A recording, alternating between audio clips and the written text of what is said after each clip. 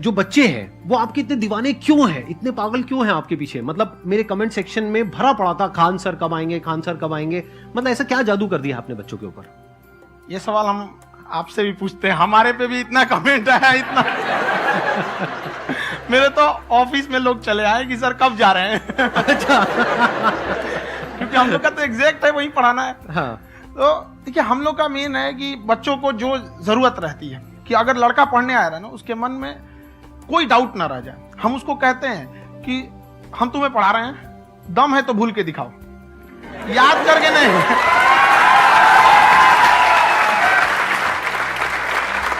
Plus आप जिस price point पे पढ़ा रहे हैं, आई थिंक वो सबसे कम है, वो बहुत ही कम है। सर ये जो फीस का कल्चर है, ये हमारा इंडियन कल्चर नहीं है। हमारा इंडियन कल्चर गुरु दक्षिणा है, उस हिसाब से वो सही है। ऑक्सीजन जैसे जिंदगी के लिए जरूरी है, वैसे एजुकेशन जरूरी है। कोई ये नहीं कह सकता है कि पैसे की वजह से वो खान सर के यहाँ से लौट गया। क्या बात है। लड़का हमसे पूछता है सर इतनी भीड़ है आपके पास, तो कहे सर डाउट कैसे पूछेंगे? हम कह रहे यार तुम्हारा डाउट बचेगा तब ना पूछेगा तुम डाउट यहाँ पे। मैं समझ पा रहा हूं कि ये आपके अंदर जो एटीट्यूड है ये कहां से आ रहा है, क्योंकि आप बचपन से ही फौज में जाना चाहते थे, तो आप जंग के मैदान में ही खड़े हैं एक तरीके से। बस फर्क ये है कि आपके हाथ में कलम है, हथियार ना होकर के। हथियार से एक आदमी की जान जा सकती है, हाँ। कलम से बहुत ताकत होता है। शिक्षा एक ऐसा हथियार है ना, हर कुरीतियों से लड़ सकता है, हर तरह की समस्याओं से। और ये एक ऐसा हथियार है, मेटल डिटेक्टर में भी नहीं पकड़ाता है। उस समय मतलब आपने ये डिसीजन कैसे लिया? तो एक टाइम आया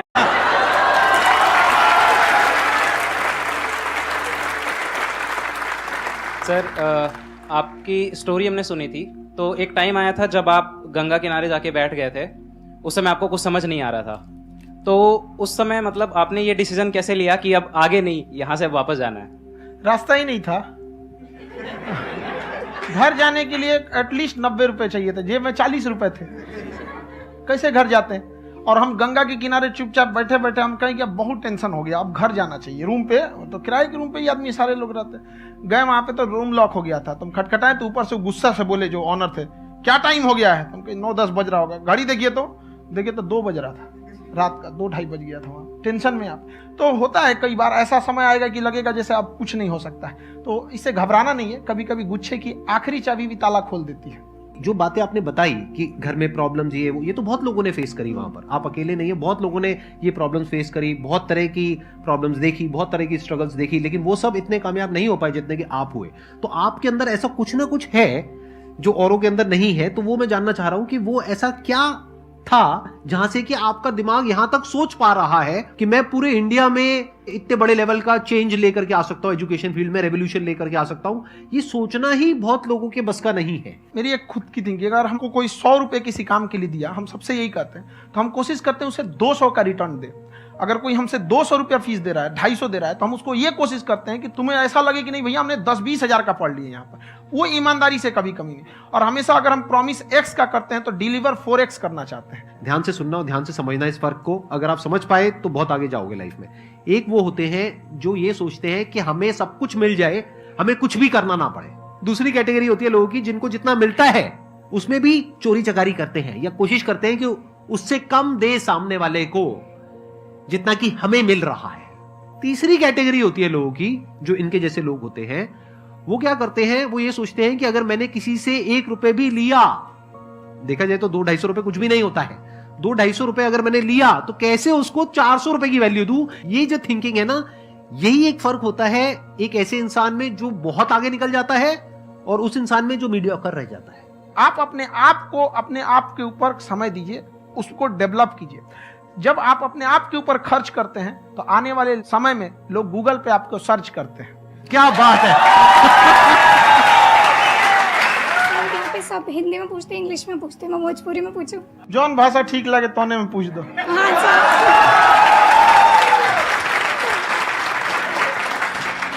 सर ये पूछे के चाहते नहीं कि जैसे हमने के पढ़ाई करी नहीं सन, तो कभी कभी डेली टारगेट्स जो होला वो कंप्लीट ना होला। अगर टारगेट्स कंप्लीट भी होला तो फिर ऐसा इरिटेशन या फिर वो एंजाइटी या फिर कि और करना है या फिर अभी नहीं हुआ, वो चीज हमेशा रहेला। तो वो कम कैसे करल जाए? देखिए टारगेट्स को ना हम लोग को एक अपने हिसाब से पहले फिट करना चाहिए। ऐसा नहीं कि दूसरे किसी इंसान को देख के हम टारगेट फिट कर ले। कोई लड़का 8 घंटा पढ़ रहा है, कोई पहली बार अभी पढ़ना ही चालू किया, उसको देख के 8 घंटा पढ़ेगा तो पढ़ाई छोड़ देगा। तो आप अपनी क्षमता के हिसाब से देखिए कि आप कितना पढ़ सकते हैं। अगर आपने एक घंटे को बना लिया कि हम 1 घंटा पढ़ सकते हैं, अगले 1 हफ्ते तक उसको सस्टेन रखिए। जिम में कैसे करते हैं लोग, पहले दिन उठा लीजिएगा 1 कुंटल तो हार्ट अटैक हो जाएगा। तो वो धीरे धीरे टारगेट सेट कीजिए और अपनी क्षमता को भी देखिए। हर इंसान की क्षमता अलग है। कंगारू को देख के हाथी छलांग मारेगा, पैर तोड़ के बैठ जाएगा।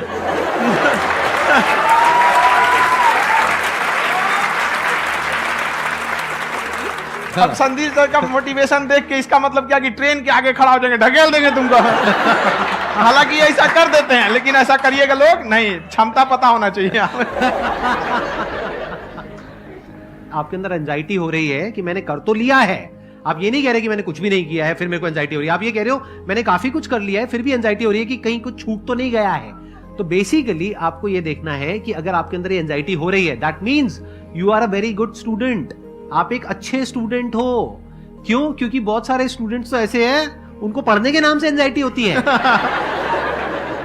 तो आपको एंजाइटी हो रही है कि मैंने पढ़ लिया। दिन में मानो 8 घंटे का आपने टारगेट सेट किया और 6 घंटे पढ़ लिया, या मान लो 8 घंटे भी पढ़ लिया, फिर भी एंजाइटी हो रही है कि मैंने 10 घंटे नहीं पढ़ा। तो ये तो अच्छी क्वालिटी है ना, ये तो एक ब्रिलियंट स्टूडेंट की क्वालिटी है। क्योंकि एंजाइटी उसी को होती है जो केयर करता है, जिसको परवाह है, उसी की तो एंजाइटी होती है। जैसे माँ को अपने बच्चे की, जैसे एक माँ को अपने बच्चे को लेकर के एंजाइटी होती है। हंस लो मजाक उड़ा लो। कोई बात नहीं, एडिट कर देंगे इसको हम। हाँ।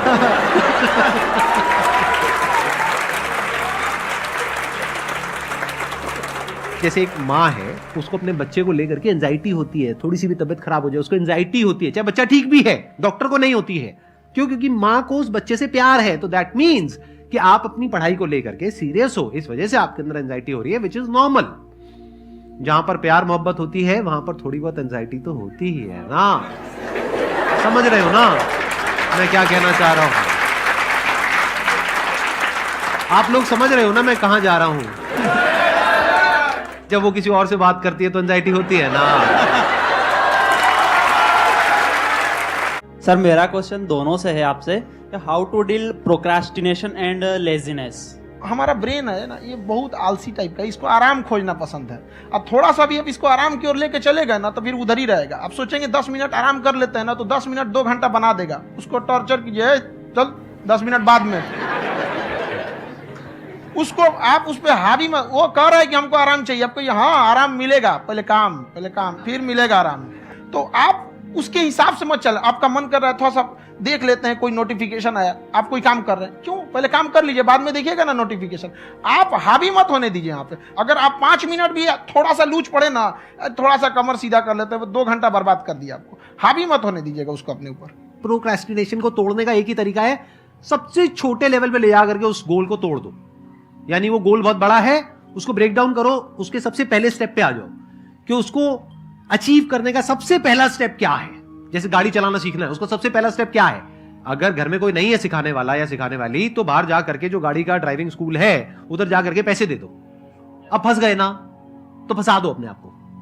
दिमाग ये लगाओ कि अपने आप को कैसे फंसाया जाए। जब हम फंस जाते हैं ना तो फिर हमको वो काम करना ही पड़ता है।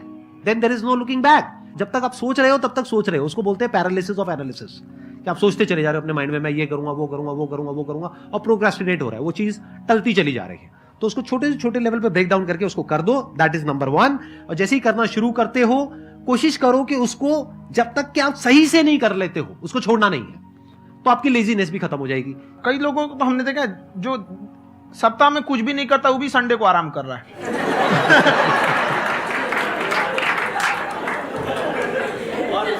वैसे कहा भी जाता है कि अगर कोई काम आपको करवाना है ना तो ऐसे किसी इंसान को दो जो बिजी है। हाँ। ऐसे आदमी को मत दो जो खाली है। ये परफेक्ट एग्जाम। किसी को भी आप देखिएगा जिसको आप कहते हैं कि मतलब थोड़ा ठीक ठाक आप समझते हैं कि नहीं ये बहुत आगे निकल, वो एक काम को खत्म करने के बाद कभी आराम नहीं करेगा। एक काम खत्म हुआ उसको लगेगा हाँ एक खत्म हो गया, अब दूसरा करना चाहिए। और वही जिसको देखिएगा एक खत्म हो गया और आराम करना चाहिए, कभी नहीं। लाइफ में आखिरी सांस। First of all I would like to say sir thank you so much to you and to your team कि आपने मुझे यहाँ आने का मौका दिया। एंड सर अब तक मैंने आपको सिर्फ फ़ोन या लैपटॉप में ही देखा है दोनों को, आज फर्स्ट टाइम लाइव देख रही हूँ तो बहुत अच्छा लग रहा है।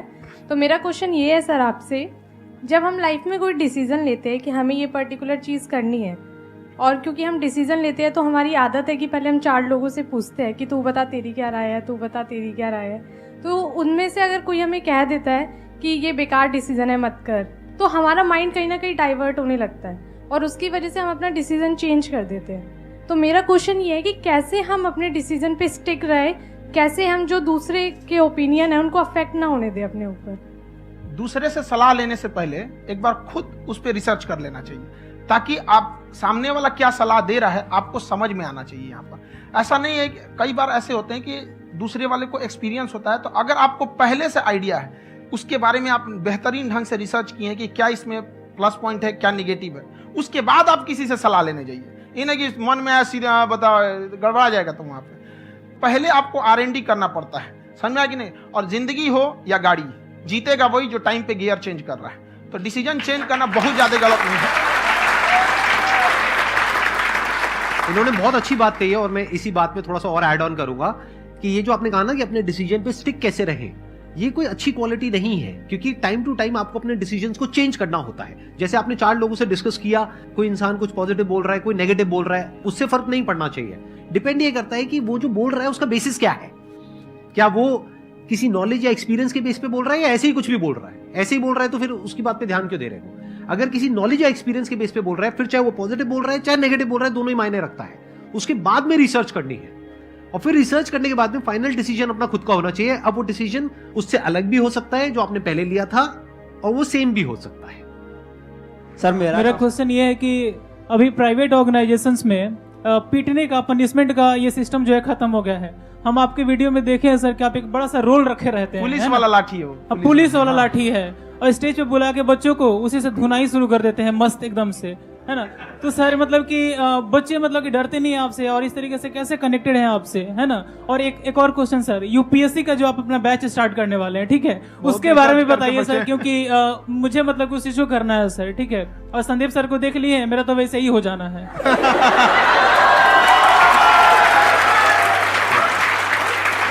क्या हो जाना है? मेरा पूरा कंप्लीट करो। I'll be an IAS officer next year because I have seen you, sir. My day is like complete, sir. All the best. Thank you so much, sir. Thank you. पूरा बोला करो। Thank you.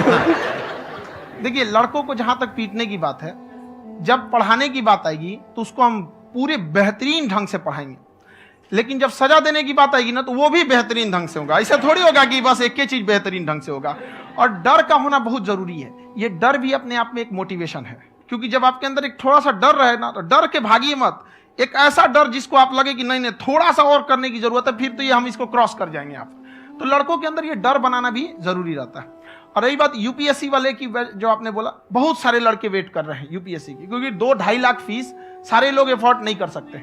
और हमारा वही रहता है, हम तो ज्यादातर हमारे स्टूडेंट देखेंगे तो किसी के रिक्शा वाला, सब्जी वाला, यही लोग, इनको तो 2.5 लाख रुपया इनके पास पूरी संपत्ति नहीं होती है, फीस कहां से भरेंगे वहां पे, उसके बाद रहेंगे कहां से। तो ऑल ओवर इंडिया से, कश्मीर से कन्याकुमारी तक, गरीब से गरीब भी लड़का उसको पढ़ सकता है। यही कुछ 1000 रुपये मंथली, 12-14 हजार साल का पड़ेगा, खत्म हो जाएगा इतना में। ये क्लिप है, ये समय और समझदारी में बहुत फर्क होता है। अगर समय रहते समझदारी आ गई तो इंसान कामयाब हो गया, लेकिन अगर समय चला गया फिर समझदारी आई, फिर तो बेकार है। तो सर मतलब कुछ आपको ऐसी चीज लाना चाहिए जो मतलब बच्चों जो तैयार हो रहे हैं उनको ये चीजें मतलब एंड टाइम पे दिखे। समझ रहे आप मेरी बात? नहीं समझ?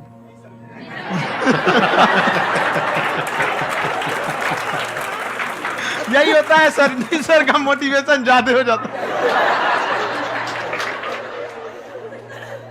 जब आप स्ट्रगलिंग फेज में हैं तो कम से कम चीजों को अपने ऊपर खर्च कीजिए, ज्यादा से ज्यादा सीखने में खर्च कीजिए। अगर आपको राजा बनने का शौक है तो गुलाम की तरह मेहनत करना सीखिए, तब राजा बनना।